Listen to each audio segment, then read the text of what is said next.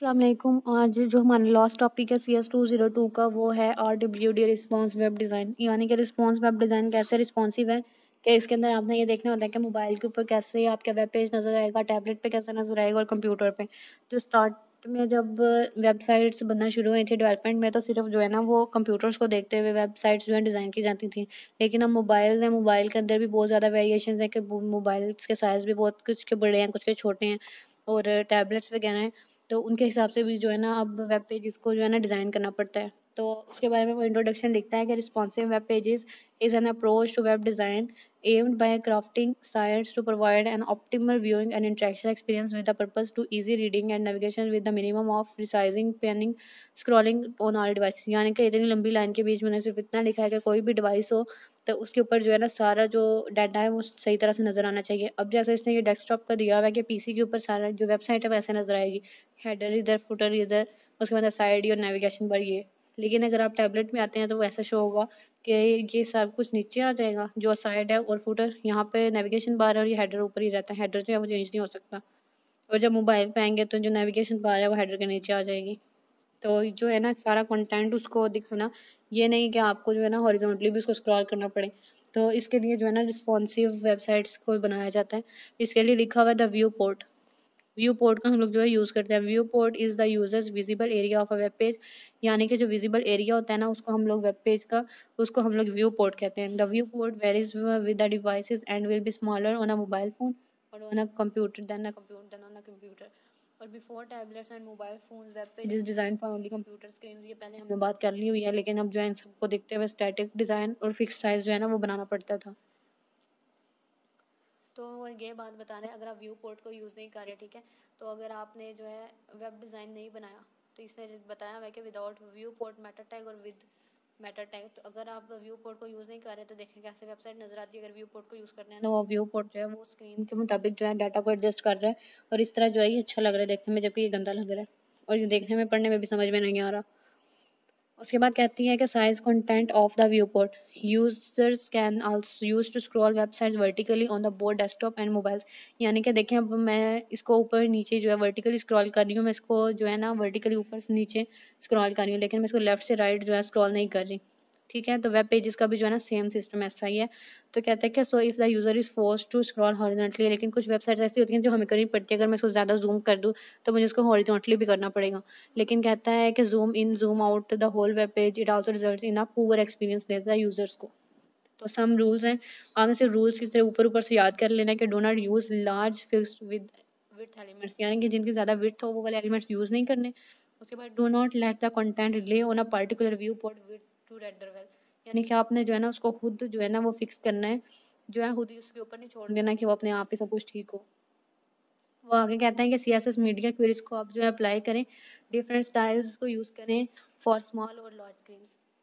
उसके बाद कहता है कि रिस्पॉन्सिव स्क्रीन के अंदर जो ग्रिड व्यू है वो क्या है। Consider dividing your web page in a grid structure, यानी कि ऐसे ग्रिड्स बने होते हैं और उसके अंदर जो है ना आप वेब पेज को डिज़ाइन करते हैं। अब इसने कैसे किया हुआ है कि देखें 1 2 3 इसने ग्रिड्स जो लिए हुई हैं, उसके अंदर उसने नेविगेशन बना दिया है, 3 के अंदर इसने साइड बना दिया और ये जो ऊपर हेडर और फुटर है। तो इन चीज़ों का हिसाब लगाने के लिए जो है ना वो इसको ग्रिड व्यू को यूज़ कर रहे होते हैं। उसके बाद CSS है, ये सेम वैसा ही है, डॉट रो आफ्टर कंटेंट और वो चीज़ है। ये आपने जो है ना ये चीज़ अगर आपको आ जाए तो आपने ये चीज़ यूज़ करनी होती है लाजमी वेब पेजेस को रिस्पॉन्सिव बनाने के लिए। ठीक है, the column inside a row of floating to the left and therefore take out of the flow of the page, यानी कि फ्लो उसका जो है ना वो बाहर हो जाता है, तो उसके लिए हम यूज़ करते हैं। Column does not exist to prevent this, we will add a style that clear the flow, यानी कि जो फ्लो है उसको क्लियर करना होता है। अब इसमें देखें यहाँ क्लियर लिखा हुआ है, क्लियर बोथ। ठीक है, तो ये कोड जो है हम लोग उसका यूज़ करते हैं, तो इससे जो है ना हमारी वेबसाइट का जो कंटेंट है वो स्टेबल रहता है। उसके बाद कहते हैं कि मीडिया क्यूरीज क्या होती हैं। अब मीडिया क्यूरीज क्या है कि is a CSS technique introduced in CSS3, it is used at media rule to include a block of CSS property only if a certain condition is true. तो इसके लिए आप ऐड मीडिया लगाते हैं तो ऐड ओनली स्क्रीन, तो इसका मतलब ये है कि उसने बताया कि ऐड मीडिया यानी कि किसी भी मीडिया डिवाइस के ऊपर जो है ना ओनली स्क्रीन, यानी कि स्क्रीन है उसकी। और एंड द विड्थ उसने बताई हुई है कि जिसकी विड्थ 500 पिक्सल मैक्सिमम जिसकी होगी उसके ऊपर जो है ना वो ऐसा जो है ना शो हो जाए। फॉर एग्जांपल मैं बता रही हूँ ये। ठीक है, अगर 500 पिक्सल से इसकी ज़्यादा हो जाएगी ना तो जो है वो जो डाटा है उसका वो ख़राब हो जाएगा। लेकिन अगर 500 पिक्सल मैक्सिमम रहेगी तो उसके अंदर जो डाटा है वो बिल्कुल ठीक नज़र आएगा। add a breakpoint, we can add a breakpoint where certain parts of design will behave differently on one side, on each side of the breakpoints. और इसके बाद कहता है मोबाइल फर्स्ट क्या है, mobile first mean designing for mobile before designing for desktop, यानी कि पहले मोबाइल के लिए डिज़ाइन करें और उसके बाद किसी पीसी के लिए और अदर डिवाइस के लिए आप लोग जो है ना वो डिज़ाइन करें। क्यों? क्योंकि मोबाइल एक जो है वो स्मॉल डिवाइस है और इसके ऊपर डिस्प्ले फास्टर हो जाता है। उसके बाद कहता है कि you can add many break points as you like, जितना आप चाहें उतने ब्रेक पॉइंट्स डालें। We will also insert a break point between tablets and mobile phones. तो ये आपको जो है वो ऑप्शन पूछ सकता है। रिस्पॉन्सिव वेबसाइट डिज़ाइन के अंदर आप इमेजेस को भी रख सकते हैं, लेकिन इमेज की जो हाइट और विड्थ क्या होती है, विड्थ को आप 100% रख दें और हाइट जो है उसकी ऑटो रखें। ऑटो क्या हो के रखना है, क्योंकि ऑटो जो होता है ना वो उसको ऑटोमेटिकली चेंज कर देता है कि जो भी स्क्रीन का जो है ना साइज़ वगैरह होता है उसके मुताबिक। उसके बाद बैकग्राउंड साइज कंटेंट्स वगैरह ये आपने एक दफ़ा खुद देख लेना, यहाँ पीछे पढ़ रहे हैं। उसके बाद different images for different devices, तो डिफरेंट इमेजेस जो है डिफरेंट डिवाइसेस के लिए यूज़ होती हैं, लेकिन आप ऐसा भी कर सकते हैं कि उस इमेजेस को जो है ना साइज़ वगैरह भी दे सकते हैं। तो ये साइज़ देके जैसे एड मीडिया के ऊपर आप उसको जो है ना ठीक तरह से डिस्प्ले कर सकते हैं। उसके बाद कहता है कि different images for different devices, same वही बात है। तो वो कहता है कि HTML5 पिक्चर उसके अंदर क्या आ गया था कि SCR सेट आ गया था, इमेज जैसे हमने ये बताई हुई है। तो आप इसके अंदर जो हाइट फ्लोट वगैरह जो थे उनको यूज़ करके इनको जो है ना ठीक तरह से एडजस्ट कर सकते हैं। सेम वीडियोस के लिए वैसा है, हाइट ऑटो रखना है और वेट आपने 100% रखनी है। उसके बाद आता है बूटस्ट्रैप। वो बूटस्ट्रैप के बारे में लिखता है कि is a popular framework of responsive web designs. इस Bootstrap it is uses HTML CSS and jQuery to make website responsive. यानी कि आपने बूटस्ट्रैप जो है इसके अंदर ऐड करनी होती है। बूटस्ट्रैप getbootstrap.com का उसने नीचे लिंक पे लिखा हुआ है, तो आपने जो है इसको अपने कोड के अंदर बस ऐड करना होता है। तो इससे जो है ना आपकी फ्रेमवर्क बनती है जिससे आपकी जो वेबसाइट है वो रिस्पॉन्सिव हो जाती है। आगे बूटस्ट्रैप के बारे में भी लिखता है, what is bootstrap is a free front end framework for faster easy web development. Bootstrap include HTML CSS based design templates, यानी कि इसके अंदर डिज़ाइन वगैरह बने हुए होते हैं, ठीक है। आपने उसको जो है ना बस थोड़ा सा उसके अंदर चेंजेस करने होते हैं, उसको मॉडिफाई करना होता है। बूटस्ट्रैप की उसने हिस्ट्री लिखी हुई है कि उसको जो है ना एट ट्विटर पे लाया गया था सबसे पहले डेवलप करके और release open source product in August 2011 in GitHub. तो आपने इस चीज़ को याद रखना है, MCQ पूछ सकते हैं कि सबसे पहले किसके ऊपर जो है ना ये अपलोड हुआ था एज अ फ्री सोर्स, यानी कि ओपन है अभी ये। तो आपने याद रखना है 2011 अगस्त में गिटहब में हुआ था। उसके बाद इन जून 2014 bootstrap was number 1 project on GitHub. और बूटस्ट्रैप को हम यूज़ कैसे कर सकते हैं कि वो कहता है कि इजी टू यूज़ है, रिस्पॉन्सिव फीचर है, इसके अंदर मोबाइल फर्स्ट अप्रोच है और इसके अंदर ब्राउज़र कंपैटिबिलिटी है, यानी कि हर ब्राउज़र के ऊपर ये यूज़ हो सकता है। तो सबसे पहले इसको जो है गेट कैसे कर सकते हैं, इसको डाउनलोड करना है और इसके अंदर CDN जो है वो इंक्लूड कर देना है बस। और उसके बाद ग्रेड क्लासेस हैं, तो इसके अंदर ये MCQ भी आ सकते हैं और पूछ भी सकते हैं। जो XS है वो फॉर मोबाइल फ़ोन है, SM for tablets, MD for larger desktop और LG है जो फॉर लार्जर डेस्कटॉप, यानी कि काफ़ी बड़ी स्क्रीन्स भी होती हैं ना, तो उनके लिए वो जो है इसको यूज़ करते हैं। उसके बाद कहता है बूटस्ट्रैप के अंदर कुछ डिफ़ॉल्ट चीज़ें हैं जैसे कि लाइन हाइट, इन चीज़ों को जो है ना ग्लोबल डिफ़ॉल्ट फॉन्ट साइज 14 है, ये आपको MCQ आ सकता है, और हाइट जो है 1.428 है। तो इसके डिफ़ॉल्ट चीज़ें हैं जो आप चेंज करना चाहें कर सकते हैं, लेकिन ना करना बेहतर है। उसके बाद इसके अंदर जो चीज़ आ जाती है रिस्पॉन्सिव टेबल्स, यानी कि जैसे इसने ये बनाई हुई है चीज़ें, तो टेबल के अंदर जो चीज़ शो करनी है वो भी रिस्पॉन्सिव होनी चाहिए कि एक के बाद एक जो है ना वो छोटी स्क्रीन के ऊपर नजर आए।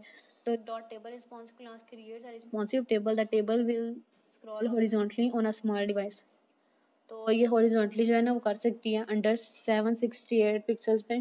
तो इसके लिए जो है ना उसने कहा था देयर इज़ नो डिफरेंट, इसके लिए भी जो है ना सेम आप रिस्पॉन्सिव बना के टेबल को तो इसको यूज़ कर सकते हैं। उसके बाद इसने इमेजेस बताई हैं कि आप इमेजेस को ऐसे भी जो है ना शो कर सकते हैं बूटस्ट्रैप के अंदर। ऐसे कैसे शो कर सकते हैं, इस class is equal to image जो है वो राउंडेड उसने बना दी है और उसके अंदर जो इमेज है वो राउंडेड ही आएगी। उसके बाद एक थंबनेल है, उसके बाद इसको भी आप यूज़ कर सकते हैं जब अपने इमेज को एज अ थंबनेल यूज़ करना हो। उसके बाद creating a jump box button sorry, तो इसके बारे में क्या लिखता है, indicates a big box for calling extra attention to someone special content और इन्फॉर्मेशन, यानी कि अगर आपने कोई स्पेशल इन्फॉर्मेशन जो है उसको कॉल करना है तो उसके लिए जो है आप इसको यूज़ कर सकते हैं। उसके बाद it is displayed as a grey box with the rounded corners, यानी कि इसके अंदर राउंडेड कॉर्नर्स होते हैं। Button and button groups, Bootstrap जो है वो 7 टाइप्स ऑफ बटन्स देता है। एक डिफ़ॉल्ट है, एक प्राइमरी है, एक सक्सेस, इन्फो, वार्निंग वगैरह है, तो ये सारे नीचे लिखे हुए हैं उन्होंने। तो default, primary, success, info, warning, danger और लिंक। तो इसको जो है आपने याद कर लेनी है इसके टाइप्स। तो बटन कैसे हो सकते हैं, बड़ा भी हो सकता है, फिर मीडियम है, फिर स्मॉल और फिर ट्रॉस को भी आप लोग जो है वो यूज़ कर सकते हैं। एक्टिव डिसेबल बटन्स हैं, यानी कि डिसेबल की सारा कुछ लिखा हुआ है, लेकिन इसके बारे में इतना ज़्यादा कोई नहीं पेपर में आता। तो इसके बाद लिखा हुआ है कि बेसिक प्रोग्रेस बार, यानी कि प्रोग्रेस बार क्या होती है कि जैसे हम कोई चीज़ डाउनलोड कर रहे होते हैं तो ये बार बनती है, तो कहते हैं आप बूटस्ट्रैप को यूज़ करके इस तरह की बार बना सकते हैं। उसके अलावा जो बार है उसके डिज़ाइन वगैरह भी आप जो है चेंज कर सकते हैं, उसके अंदर डिफरेंट कलर्स दे के उसके अंदर जो है टेक्स्ट को भी लिख सकते हैं, और उसके अंदर जो है ना ऐसे वेरिएशंस भी बना सकते हैं। उसके बाद अंदर कुछ भी नहीं है, उसके बाद आ सकते हैं कि लिस्ट इसके अंदर आप बना सकते हैं सेम जैसे आप HTML में बनाते हैं।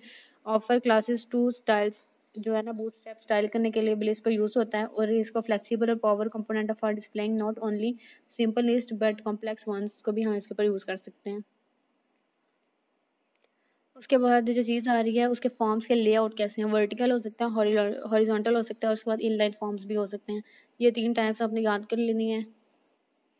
उसके बाद आ सकता है रिस्पॉन्सिव डिज़ाइन की टेस्टिंग। टेस्टिंग आप कैसे कर सकते हैं इसकी, तो उसमें लिखता है कि testing responsive website is crucial as the user experience on mobile devices is different from desktop, यानी कि हर डिवाइस पर अलग अलग है, इसको करना जो है ना थोड़ा सा मुश्किल है यूज़र एक्सपीरियंस का। तो it is not possible to test a design, आप इसको डिज़ाइन को जो है ना वो टेस्ट कर ही नहीं सकते। You may also use several online testing servers, तो आप जो है ना आप इसकी सर्विसेज को जो है ना ऑनलाइन यूज़ कर सकते हैं। यानी कि जैसे उसने 3 साइट्स बताई हैं, इसके ऊपर जाके आप तो हर डिवाइस को जो है ना रख के अपनी वेबसाइट को चेक कर सकते हैं। वेब पब्लिशिंग टूल्स, उसके अंदर आ जाता है web publishing tools are applications that are used to design and build websites be as simple as a text editor or a feature rich web authoring packaging. तो ये करने वाली चीज़ ही नहीं थी। तो उसके बाद there are 2 types of web publishing tools, यानी कि कोर्स एंड टेरिक है। उसके बाद ये जो आपने लिखा हुआ है ना इसकी आपने एब्रीविएशन याद कर लेनी है। What you see is what you get. उसके बाद इसके अंदर कोई इतनी खास चीज़ नहीं है, फ़ॉन्ट्स हमें पता है कि फ़ॉन्ट्स क्या होते हैं। उसके बाद कहता है वेब यूज़ेबिलिटी क्या है, तो web usability is the ease of using a website. It includes presentation of information on website and making sure it's easy accessible on both desktop and mobiles. ये हमें बात पहले ही पता थी, उसके नाम से ही नज़र आ रही थी। HCI क्या होता है, human computer interaction is the study planning and design of what happens when you. ये वाली जो चीज़ें ये पेपर में आती कोई नहीं, आज तक कभी आई नहीं है, लेकिन आपने इसकी एब्रीविएशन जो है वो याद कर लेनी है। उसके बाद क्या था सर्च इंजन ऑप्टिमाइजेशन। एसईओ क्या होती है, एसईओ जो है इसके अंदर कीवर्ड्स और ऐसी वर्डिंग आप यूज़ करते हैं जो आपकी जो साइट है उसको रैंक करने में हेल्प करती हैं। तो इसमें लिखा हुआ है is a process of improving the ranking and the visibility of a website in search engine SEO. इसके अंदर 2 चीज़ें हम लोग जो यूज़ करते हैं, what is on your site कि आपकी साइट के ऊपर क्या होगा, और how your site is linked, और कैसे जो है ना आपकी साइट लिंक हुई भी होगी। उसके बाद कहता है ऑन साइट एसईओ और ऑन पेज ऑप्टिमाइजेशन चेकलिस्ट। ये पेपर में नहीं आता। ऑफ सेट एसईओ क्या होती है और ऑफ साइट चेकलिस्ट क्या होती है, ये सारा पेपर में नहीं आएगा। तो यहाँ पे जो है वो बुक कंप्लीट हो गया। Thank you so much. अल्लाह हाफिज़।